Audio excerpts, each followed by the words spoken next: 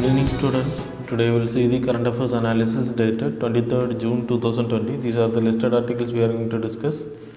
Let us start our discussion. Initial public offering of LIC. So Life Insurance Corporation of India. It's a state-owned company, fully controlled by the state government. State means Central Government of India. 1956 Parliament of India life insurance act மூலமாக அது உருவாக்கப்படுது. It's a nationalised company. எல்ஐசியை பொறுத்த வரைக்கும் அதோட share எல்லாமே central government கிட்ட தான் இருக்குது. இது வரைக்கும் அது பப்ளிக் ஓன்டு கம்பெனியாக தான் இருக்குது. ஸோ ஆர்பிஐ மாதிரி fully controlled by the central கவர்மெண்ட்டாக தான் இருந்துச்சு. இப்போது அதோட ஸ்டேக்கை விற்கிறதுக்கு, ஷேர்ஸை விற்கிறதுக்கு they are getting ready. So that is called as initial public offering. So stock எக்ஸ்சேஞ்சில் எல்ஐசியை லிஸ்டிங் பண்ணுறதுக்கான வேலைகளை தான் செய்கிறாங்க. எல்ஐசியை பொறுத்த வரைக்கும் they having huge amount of money. கிட்டத்தட்ட ஸ்டாக் மார்க்கெட்ஸில் அவங்க மற்ற கம்பெனிஸில் இன்வெஸ்ட் பண்ணியிருக்கிறது மட்டுமே மோர் தேன் 55,000 65,000 crores வரைக்கும். அண்ட் தென் கவர்மெண்ட் செக்யூரிட்டிஸில் இன்வெஸ்ட் பண்ணியிருக்காங்க, ஸ்டாக் மார்க்கெட்டில் இன்வெஸ்ட் பண்ணியிருக்காங்க. அதே மாதிரி அதர் கம்பெனிஸோட பாண்ட்ஸில் இன்வெஸ்ட் டெபெஞ்சர்ஸில் இன்வெஸ்ட் பண்ணியிருக்காங்க. அதே மாதிரி கேபிட்டல் மார்க்கெட்டில் தே இன்வெஸ்டட் அ லாட். அது மட்டும் இல்லை, இன்ஃப்ராஸ்ட்ரக்சர் பாண்ட்ஸில் இன்வெஸ்ட் பண்ணியிருக்காங்க. ஸோ எல்ஐசியோட பங்குகளை விற்கிறதுக்கு கவர்மெண்ட் இப்போது வந்ததுக்கான மெயின் ரீசன் ஃபிசிக்கல் டெபிசிட். அவங்க கவர்மெண்ட்டோட fiscal deficit is going very high. So அதை குறைக்கிறதுக்காக so the government is ready to sell the disinvestment category தான் இதுவும். ஸோ இதை பொறுத்த வரைக்கும் 5 to 10% ஆஃப் எல்ஐசியோட ஷேரை விற்க போகிறதா இன்னும் வெளியே ப்ராப்பராக சொல்லப்படலை. But it's going to happen. So எல்ஐசியோட மொத்த ஷேர், மொத்த வேல்யூ எடுத்துக்கிட்டிங்கன்னா 31.11 lakh crore.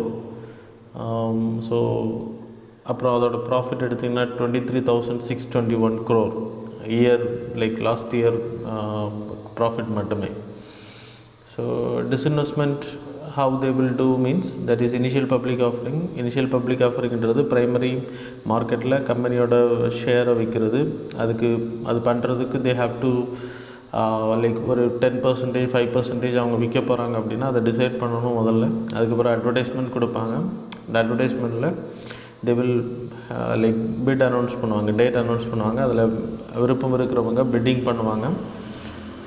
பிட்டிங் பண்ணதுக்கப்புறம் they will fix a price and then they will started selling these shares. டைரெக்டாக செல் பண்ணுவாங்க.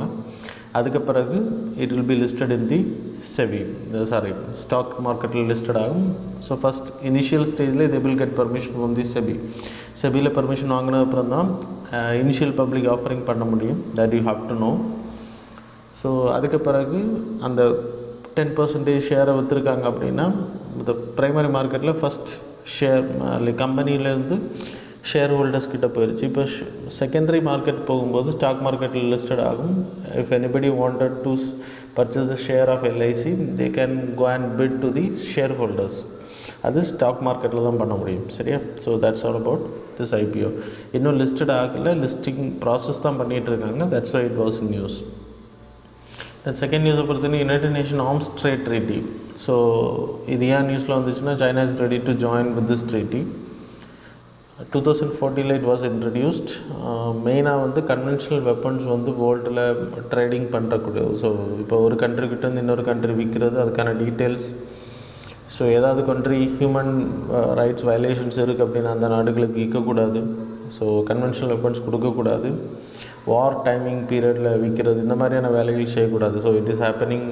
ஸோ இந்த மாதிரியான ட்ரீட்டி தான் இது.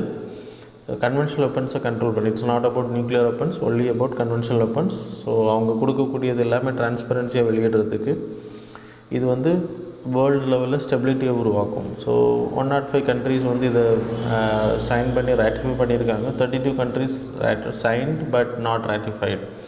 இந்தியா இதில் அப்ஸ்டெயின் பண்ணியிருக்காங்க. They never voted for this treaty.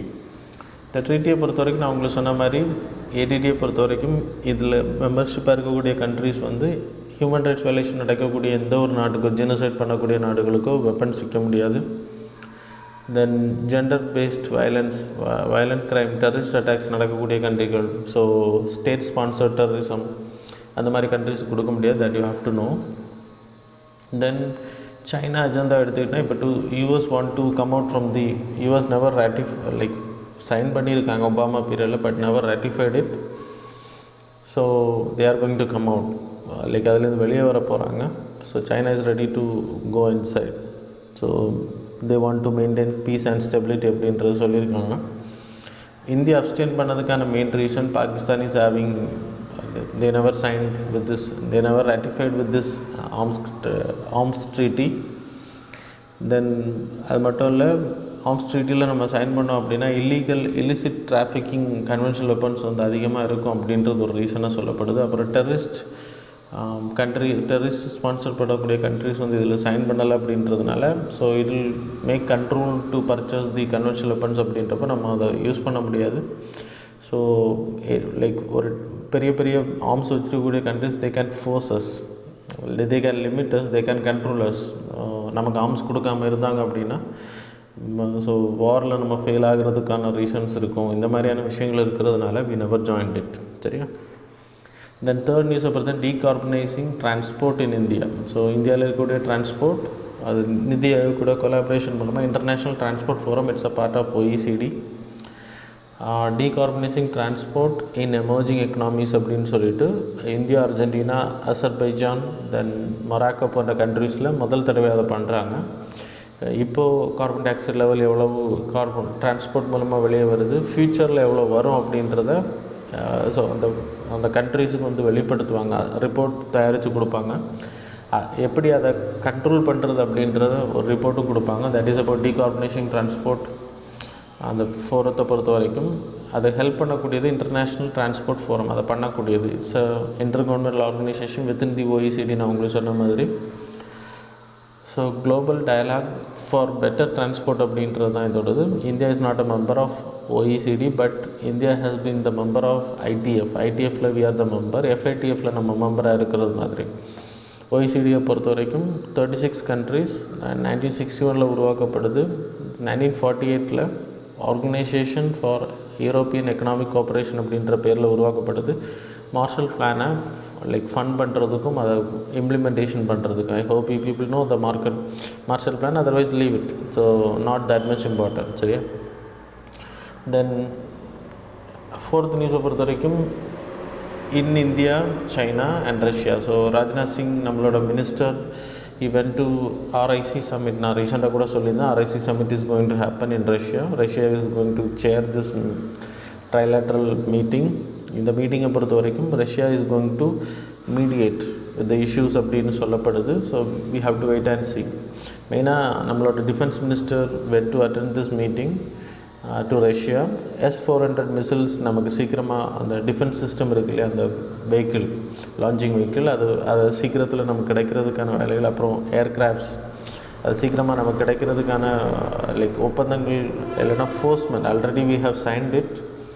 அதை சீக்கிரமாக நமக்கு டிஸ்பேட்ச் பண்ணுறதுக்கான லைக் ஃபோர்ஸிங் நம்ம டிஃபென்ஸ் மினிஸ்டருக்கு வந்து வைக்கப்படலாம். அது மட்டும் இல்லை, பார்டர் இஷ்யூஸ் வந்து நெகோஷியேட் பண்ணுறதுக்கான வாய்ப்புகள் அதிகமாக இருக்குது. Russia is going to be the negotiator in this because he is going to chair. அது மட்டும் இல்லை, சைனா கூட is having good alliance because இந்த ஃபாஸ்ட் ஃபியூ இயர்ஸில் ரஷ்யாவுக்கு யூஎஸ்க்கு இருக்கக்கூடிய ரிலேஷன்ஷிப் ரொம்ப ஸ்ட்ரெச் ஆகுது. That's a reason. அப்புறம் COVID-19 ப்ராப்ளம் இருக்கிறதுனால so is going to talk. US கூட அவங்களுக்கு நல்ல ரிலேஷன்ஷிப் இருந்ததுனால சைனா கூட they having good relationship. Mao சிடாங்கோட பீரியட்லேருந்து தே ஹேவிங் குட் ரிலேஷன்ஷிப். ஆனால் 1961 லைக் கோல்டு வார் டைம் பீரியடில் அது வந்து விரிசல் அடைய ஆரம்பிச்சது. அண்ட் தென் சோவியத் யூனியன் உடையிறது வரைக்கும், USSR வந்து டிஸ்ட்ராய் ஆகுறது வரைக்கும், அந்த பிளாக் வந்து பிரிகிறது வரைக்கும் USSRக்கு சைனாவுக்கு இருக்கக்கூடிய ரிலேஷன்ஷிப்பில் பெரிய பிளவு இருந்துச்சு. And then now the relationship is very good. இந்தியாவுக்கு ரஷ்யாவுக்கு இருக்கக்கூடிய ரிலேஷன்ஷிப், you know that historical we are a good friend, strong pillar, strategic partnership இந்த டிஃபென்ஸ் எக்யூப்மெண்ட்ஸ் நம்ம 70% பக்கத்தில் இன்றைக்கி நம்ம இறக்குமதி பண்ணிகிட்ருக்கோம்.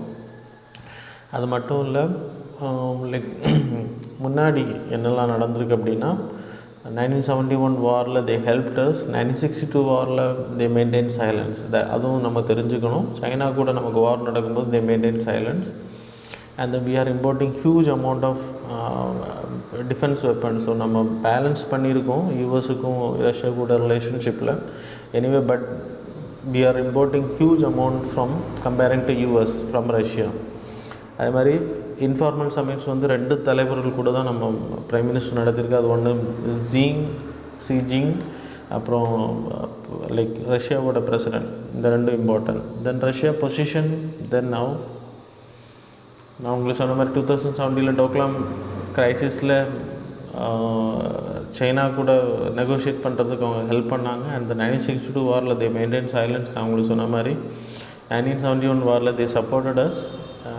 கால்வான் இஷ்யூஸில் அது நம்மளோட லைக் 2 நாடுகளுக்கு இருக்கக்கூடிய பிரச்சனை, இராணுவ வீரர்களுக்கு ஏற்பட்ட conflict. So they can negotiate and they can come out of this அப்படின்றது அவங்க தெளிவுபடுத்துங்க. Anyway we have to wait and see whether Galwan valley disputes வந்து இல்லைனா அந்த ஸ்கர்மிஷஸ் வந்து டிஸ்கஸ் பண்ணப்படுற வாய்ப்பு இருக்குது அப்படின்றது. இந்தியாவுக்கும் சைனாவுக்கும் இருக்கக்கூடிய ரிலேஷன்ஷிப்பில் இருக்கக்கூடிய ஸ்ட்ரெயினை ரஷ்யா வந்து ரிசால்வ் பண்ணுறது ஹெல்ப் பண்ணுவோம் அப்படின்றது we have to wait and see. So meeting முடியும் போது தான் தெரியும். தென் 5th நியூஸை பொறுத்தவரைக்கும் ஹை ஆல்டிடியூட் வார்ஃபேர் வந்து எதனால் வந்து நம்ம இந்தியன் சோல்ஜர்ஸ்க்கு வந்து ஒரு மிகப்பெரிய சேலஞ்சாக இருக்குது அப்படின்னா நம்ம அதுக்கேற்ற மாதிரி ட்ரெயின் ஆகணும் அப்படின்றத இந்த ஆர்டிக்கிளோட ரெக்கமெண்டேஷன்ஸ். ஸோ கார்கில் வாரில் we won the war, but பாகிஸ்தானை கம்பேர் பண்ணும்போது அபோர் விவோ லைக் நம்மளோட வீரர்கள் தான் அதிகமாக, சோல்ஜர்ஸ் தான் அதிகமாக இறந்து போனது நமக்கு தெரியும். So how is high altitude எடுத்துக்கிட்டிங்கன்னா அங்கே ஆக்சிஜன் டிஃபிஷியன்சி இருக்கும், கோல்டு ஏரியா, டிரான்ஸ்போர்ட்டேஷன் ஃபெசிலிட்டிஸ் ப்ராப்பராக இருக்காது. அதை நீங்கள் வேர்ல்டு கண்ட்ரிஸ் கூட கம்பேர் பண்ணும்போது யூரோப்பியன் கண்ட்ரிஸ் ஹேவிங் பிரிகேட்ஸ், அவங்க மவுண்டைன் பிரிகேட்ஸ் வச்சுருக்காங்க. இந்தியாவை பொறுத்தவரைக்கும் வி ஹேவிங் லடாக் ஸ்கவுட்ஸ் அப்படின்ற அது மாதிரி சியாச்சின் கிளேசியருக்குன்னு தனியாக நம்ம வீரர்கள் வச்சுருக்கோம். இருந்தாலுமே they are not well trained like European countries and all. So how India வந்து எக்யூப்டு வித் வார்ஃபேர் எடுத்துக்கிட்டிங்கன்னா மவுண்டெய்னரிங் ட்ரைனிங் நம்ம ப்ரொவைட் பண்ணுறோம். எல்லா டாக்டிக்ஸும் இருந்தாலுமே லைக் ஒரு மலை மேலே இருக்காங்க, தெர் இஸ் அ கிளிஃப், அதில் கிளைம் பண்ணி போகிறதுக்கும் அதை டிஃபென்சிவ் பொசிஷனில் இருக்கக்கூடியவங்களை அட்டாக் பண்ணுறதுக்கு we are not that much efficient அப்படின்றது தான். ஸோ அதுக்கு நம்ம ட்ரெயின் பண்ணணும். கால்வான் வேலி போல் இருக்கக்கூடிய ஒரு பெரிய ஹைட்டான பிளேஸ் இஸ் பேரன் ஏரியா. ஸோ ஹைட்டில் இருக்கிறவங்கள ஈஸியாக அட்டாக் பண்ணுறதுக்கு ஹெல்ப் பண்ணோம். ஸோ அது இங்கே சொல்லப்படுது. And then how to approach to such situation எடுத்துக்கிட்டிங்கன்னா நம்ம இந்தியாவோட டாக்டிக்ஸை பொறுத்த வரைக்கும் டார்க் டைமில் அட்டாக் பண்ணுறது, அந்த காலை வெளிச்சம் வர்றதுக்கு முன்னாடி, இந்த சன்லைட் ரைஸ் ஆகிறதுக்கு முன்னாடி, sun rise and like light வர்றதுக்கு முன்னாடி we have to finish everything. அப்படி ஃபினிஷ் பண்ணலைன்னா our game is going to over. So அதான் இங்கே சொல்லப்படுது. The approaching situation. What are the other challenges இருந்தால் நான் உங்களுக்கு சொன்ன ஆக்சிஜன் ஃபெசிலிட்டிஸ், மவுண்டெயின்ஸுக்கு வந்து மொபைலைசேஷன், ட்ரூப்ஸ் வந்து மொபைலைசேஷன் பண்ணுறது ரொம்ப கஷ்டம். அதே மாதிரி வெஹிக்கிள்ஸ் வந்து ப்ராப்பராக ஃபங்க்ஷன் ஆகாது. Because diesel will be going very like high temperature -°C freeze ஆகும். அதுக்கு நம்ம தின்னர் இல்லைன்னா வேறு கெமிக்கல்ஸ் நம்ம யூஸ் பண்ணணும் டீசல் கூட. So these are the problems. Engine start ஆகாது, சவுண்ட் லைக் வெப்பன்ஸ் ஜாம் ஆகிறதுக்கான வாய்ப்பு இருக்குது 17,000 ஃபீட்டுக்கு மேலே எல்லாம். So weekly once grease apply பண்ணுறது, அதை க்ளீன் பண்ணுற வேலைகளை செய்யணும்.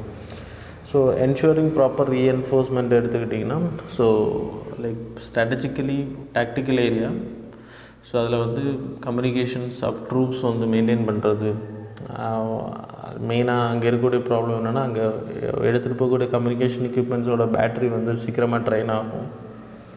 ஸோ அது வந்து பெரிய லைக் நமக்கு இன்ஃப்ராஸ்ட்ரக்சரில் இருக்கக்கூடிய ப்ராப்ளம், கம்யூனிகேஷன் இன்ஃப்ராஸ்ட்ரக்சரில். அதே மாதிரி டிரான்ஸ்போர்ட்டேஷன் ரொம்ப ப்ராப்ளம் இருக்குது.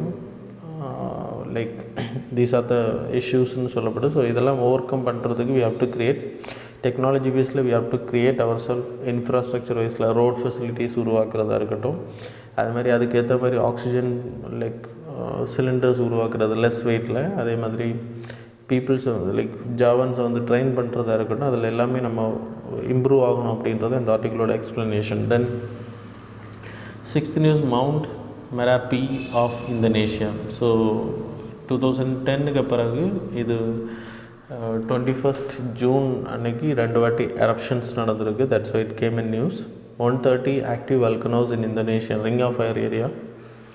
இதான் அந்த பசிபிக் ஓஷனோட ரிங் ஆஃப் ஃபயர் ஏரியாவில் இந்தோனேஷியன் கண்ட்ரி வர்றதுனால that is a huge volcano activity இருக்குது. கிட்டத்தட்ட 130 வல்கனோ ஆக்டிவிட்டி ஏரியா இந்தோனேஷியன் ஏரியாவில் இருக்குதுன்னு சொல்லப்படுது. வல்கனோஸை பொறுத்த வரைக்கும் Pacific ring of fire area இல்லைனா Pacific ring of fire circum Pacific belt area. So இதில் அதிகமாக இருக்கிறதுக்கான காரணம் there is a huge convergence of plate. Pacific plate, Cocos plate, Nazca plate இருக்குது, ஆஸ்திரேலியன் அண்டார்டிக் பிளேட் இருக்குது. Australian plate is converging with Pacific plate as well as Nazca plate. இதில் huge வந்து subduction சோன்னு சொல்லப்படுது. உள்ளே போகிற பிளேட் ரொம்ப ஃபோர்ஸ்ஃபுல்லாக உள்ளே அனுப்பப்படும் போது உள்ளே இருக்கக்கூடிய வல்கனோ தி ஃபிஷர்ஸ் வழியாக கிராக்ஸ் வழியாக வெளியே வரும். That you people have studied in geography. So அதை பற்றி நான் எக்ஸ்பிளைன் பண்ணணும்ல. தட்ஸ் த ரீசன் இந்த ஏரியாவை பற்றி நம்ம கிளியராக தெரிஞ்சுக்கணும். அண்ட் தென் இப்போ மவுண்ட் மெராப்பை பற்றி கொஸ்டின்ஸ் கேட்குறதுக்கான வாய்ப்பு இருக்குது. 130 ஆக்டிவ் வல்கனோஸில் அதுவும் ஒன்று இப்போ ஆக்டிவாக இருக்குது. That's you have to know. Then சமந்த நியூஸை பொறுத்தவரை employment scheme for urban poor ஜார்க்கண்டில் 100-day employment scheme for urban unskilled people. ஜார்க்கண்டை பொறுத்த வரைக்கும் அர்பனில் இருக்கக்கூடிய மைக்ரண்ட் பீப்புள், ஸோ அது who are returning from other states as well as அங்கே இருக்கிறவங்க. So Mukhyamantri Shahri Rozgar Manjuri for Kamgar Yojana. That is Mukhyamantri Shramik Yojana அப்படின்னு பேர். அர்பன் பூவர்ஸுக்கு வந்து மினிமம் 7 daysலேருந்து மேக்ஸிமம் 10 days 100 days வரைக்கும் ஜாப் ப்ரொவைட் பண்ணுறதுக்கான ஒரு ஸ்கீம் தான். மன்ரேகா ஸ்கீம் கூட லிங்க் பண்ணுறாங்க இந்த ஸ்கீமை பொறுத்த வரைக்கும். ஸோ டிமாண்ட் பண்ண 15 daysல they have to provide job, otherwise they have to give 1/3 of the salary provide பண்ணணும், 1/4 ஆஃப் த மினிமம் வேஜஸ். அப்படி ஃபஸ்ட்டு மந்த் கொடுக்க முடியலை அப்படின்னா செகண்ட் மந்த்லேருந்து ஹாஃப் வேஜஸ் ப்ரொவைட் பண்ணப்படணும். அதுக்கப்புறம் கொடுக்க முடியல தேர்ட் மந்த்லேருந்து they have to paid with full minimum wages. So that you have to know. அப்புறம் டீசன்ட் பேஸ்ட் ஒர்க் இது, plantations, water harvesting, cleanliness jobs, sustainable development jobs. அப்புறம் மினிமம் வேஜஸ் எடுத்துக்கிட்டிங்கன்னா மன்ரேகா ஸ்கீமை விட 40% சேலரி அதிகமாக இருக்கும். 15 daysல ஜாப் முடிஞ்ச 15 daysல they will get in their account salary கிடைக்கும். அதுக்கப்புறம் நான் உங்களுக்கு அன்எம்ப்ளாய்மெண்ட் அலவன்ஸ் நான் சொன்னேன் உங்களுக்கு. அதே மாதிரி ஜாப் கார்ட்ஸ் அண்ட் டெடிகேட்டட் வெப்சைட்ஸில் டிஸ்பிளே பண்ணுவோம். Transparency will be there. Implementation municipal commissioners. Then background எடுத்திங்கன்னா large number of casual labours jobless ஆகிருக்காங்க. இன்ஃப்ளக்ஸ் ஆஃப் மைக்ரண்ட்ஸ், நிறைய பேர் வெளியூர்கள்லேருந்து உள்ளே வராங்க. Skill mapping of migrants is also happening. 2.5 lakh workers has revealed. 30% of workers who return from different states are unskilled people. அது மாதிரி இது மாதிரி மற்ற ஸ்டேட்ஸ்லேயும் பண்ணுறாங்க. ஒடிசாவை பொறுத்த வரைக்கும், அப்புறம் Kerala, Ayyankali urban employment guarantee scheme. அதே மாதிரி மத்திய பிரதேஷில் Yuva Swabhiman scheme Yojana, that is so in Madhya Pradesh area too. So under article 21 அடிப்படையில் so we are doing right to life should be guaranteed இல்லையா. ஸோ அதன் அடிப்படையில் பண்ணுறோம். Smart city missions and the Atal mission regeneration and then urban transformation Yojana மூலமாக so அதன் அடிப்படையில் better livelihood and then இந்த scheme மூலமாக ஸ்மார்ட் சிட்டி மிஷனில் Atal mission regeneration urban transformation ஸ்கீமில் அது கூட அந்த ஏரியாக்களை சரி பண்ணுறதுக்கு இன்ஃப்ராஸ்ட்ரக்சர் டெவலப் பண்ணுறது இந்த ஒர்க்கர்ஸை பயன்படுத்த முடியும். That's also important. இந்த 8th நியூஸை பொறுத்த வரைக்கும் வாட் இஸ் ஃபோல்ஸ்கோப். ஃபோல்ஸ்கோப்பை பொறுத்த வரைக்கும் நத்திங் ஒரு பேப்பர் பேஸ்ட் பேப்பர் ஃபோல்டு தான் இந்த மாதிரி உருவாக்குறது. பேப்பர் கிளிப்பிங்ஸ் மூலமாக லென்ஸ் வச்சுருப்பாங்க and then it will B attach to the Mobile. இப்போது இது எது ஹெல்ப் பண்ணோம் அப்படின்னா பேத்தோஜன்ஸ் இல்லைன்னா யூரினில் இருக்கக்கூடிய கால்சியம் ஆக்சலேட் இந்த மாதிரியான இதை வந்து ஃபோட்டோ எடுத்து யூரின் சாம்பிள்ஸை கிளாஸில் டிரான்ஸ்பரண்ட் கிளாஸில் வச்சுட்டு இது மூலமாக ஃபோட்டோ எடுத்து ஜூம் பண்ணி பார்த்தோம் அப்படின்னா யூ கேன் சி அதில் ஏதாச்சும் கால்சியம்ஸ் கண்டென்ட் அதிகமாக இருக்குது அப்படின்னா கிறிஸ்டல்ஸ் அது கிளியராக தெரிஞ்ச முடியும். So it's a major cause for the kidney stone. So அதை வந்து ஸ்டடி பண்ண முடியும். தட் இஸ் ஃபோல்ஸ்கோப் அப்படின்றது. அதுக்கு மட்டும் இல்லை, யூரினரி ட்ராக்டில் இருக்கக்கூடிய இன்ஃபெக்ஷன்ஸை ஃபைண்ட் அவுட் பண்ண முடியும். So it will help for. இதோட விலை வந்து வெறும் 100 rupees தான். So already it is there Now it is was introduced for different diseases. That's why it is important for you people. Just know it. That's all. Then ninth news பொறுத்தவரை smuggling of exotic macaws. Macaws அப்படின்றது hyacinth macaws. இதான் அந்த parrot. It's like Indian பேரட்லேயும் Malaysian parrot மாதிரி இருக்கும். So it's a variety of parrot தான். இது வந்து பெங்க்ளாதேஷில் வழியாக நம்ம கொல்கட்டா ஏர்போர்ட்டில் லைக் ட்ரேடிங் இல்லிசிட் ட்ரேடிங் நடந்திருக்கு. அதை டைரக்டரேட் ஆஃப் ரெவன்யூ இன்டெலிஜென்ஸ் வந்து கேப்சர் பண்ணியிருக்காங்க. That's it. சைட்ஸை பொறுத்தவரைக்கும் இட்ஸ் அன் என்டேஞ்சர்ட், அது வந்து protected animal, so protected bird. So that's the reason it was illegal to trade. இந்தியாவை பொறுத்த வரைக்கும் நான் ஏற்கனவே சொன்ன மாதிரி சூனாட்டிக் டிசீசஸ் வந்து இது மூலமாக ஸ்ப்ரெட் ஆகிறதுக்கான வாய்ப்புகள் அதிகம். நமக்கு ஆர்கனைஸ்டு க்ரைமில் இதுவும் ஒன்று. நிறைய exotic like animals, exotic birds வந்து அதிகமாக நம்ம ஊர்களுக்கு கடத்தப்படுது. இதன் மூலமாக அங்கே இருக்கக்கூடிய பலவிதமான டிசீசஸ் ஸ்ப்ரெட் ஆகிறதுக்கான வாய்ப்புகள் அதிகம். அதுக்கான ரீசெண்டாக சொன்னேன். ஸோ லைக் எக்ஸாட்டிக் அனிமல்ஸ் வளர்க்குறவங்க they have to inform with the wardens அப்படின்ற நியூஸ் வந்துச்சு. நம்ம சொன்னேன் ஹசானித் லைக் மக்காவை பொறுத்த வரைக்கும் so it's a central and eastern south American ஏரியாவில் உள்ளது. அது மாதிரி மலேசியன் ஏரியாவில் இருக்கும். அது இன்னொரு வெரைட்டியில் இருக்கும், ரெட் கலர் வெரைட்டிஸ் இருக்கும். அது மாதிரி it's a largest flying parrot. Protection எடுத்துக்கிட்டிங்கன்னா வல்னரபிள், ஐயூசிஎன் லிஸ்ட்டில் வல்னரபிள். சைட்ஸை பொறுத்த அப்பெண்டிக்ஸ் 1 கேட்டகரி.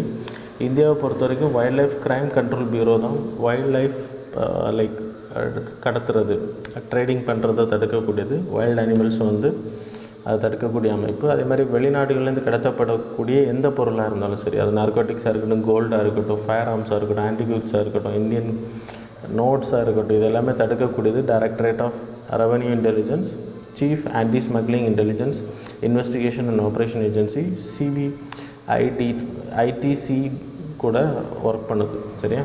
தென் இதோட headquarters in New Delhi. So that's all about today's current affairs student. Now the time for the PPT. Current affairs MCQ பொறுத்தவரை we will provide 10 questions. So you people have to answer in the live chat. So now we can go for the first question. With reference to Sansad Adarsh Gram Yojana, consider the following statements. First statement, the basic unit for development is Gram Panchayat. Second statement, the members of parliament can facilitate resource mobilization from CSR, that is corporate social responsibility, for this program. Which of the statements given above is are correct? Options are A1 only, B2 only, C both, D neither. A1 only, B2 only, C both, D neither. Second question, with reference to Civil Services Board of the states, consider the following statements. First statement, it is generally headed by Chief Secretary of the state. Second statement, it provides for the state to follow center's guidelines on giving a fixed tenure of at least 5 years for cadre officers. Which of the statements given above is are correct? Options are A1 only, B2 only, C both, D neither. A1 only, B2 only, C both, D neither. Third question, with reference to Ahom Kingdom, consider the following statements. Statement 1, in the ancient period, this kingdom ruled over the state of Assam. Second statement, the rulers of Ahom Kingdom followed Buddhism. Which of the statements given above is are correct? Options are A1 only, B2 only, C both, D neither. A1 only, B2 only, C both, D neither. Fourth question, with reference to geese golden langours, consider the following statements. First statement, it is endemic to Western Ghats in India. Second statement, it is categorized as endangered in the IUCN list of threatened species. Which of the statements given above is are correct? Options are A1 only, B2 only, C both, D neither. A1 only, B2 only, C both, D neither.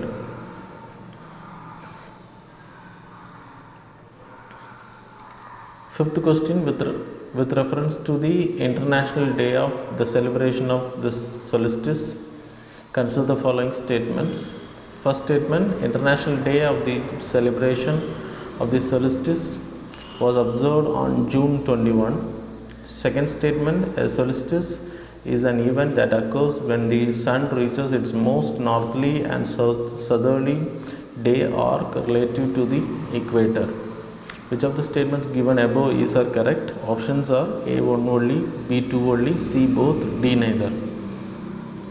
A1 only, B2 only, C both, D neither. Sixth question, rule of law borrowed from which of the following countries? A, following countries or constitution. Seriya? Options are A, US Constitution, B, British Constitution, C, Irish Constitution, D, Japanese Constitution. Options A, US Constitution, B, British Constitution, C, Irish Constitution, D, Japanese Constitution. Seventh question, in the context of 8th schedule of the Constitution, which of the following languages are not recognized in the 8th schedule of our Constitution? Options are A, Bhojpuri, B, Nepali, C, Konkani, then D, Dongri. So A, Bhojpuri, B, Nepali, C, Konkani, then D, Dongri. Eighth question, which of the following strait which connects Sea of Marmara with Aegean Sea? Which of the following strait which connects Sea of Marmara with Aegean Sea? Options are A, Bosphorus Strait, B, Dardanelles Strait, C, Dover Strait, D, Kerch Strait. A, Bosphorus Strait, B, Dardanelles Strait, C, Dover Strait, D, Kerch Strait. Ninth question, which of the following is not a cold current? Options are A, west wind drift current, B, Greenland current, C, Benguela current, D, Peru current. A, west wind drift current, B, Greenland current, C, Benguela current, D, Peru current. 10th question, who among the following found the Ahom kingdom that ruled Assam for 6 centuries? Options are A, Chalung Sukapa, B, Supatappa, then C, Surampa, then D, Purandar Singha. Options are A, Chalung Sukapa, then B, Supatappa, then C, Surampa, then D, Purandar Singha. So that's all, students. That's all about today's current affairs as well as MCQ. Thanks a lot for staying with us.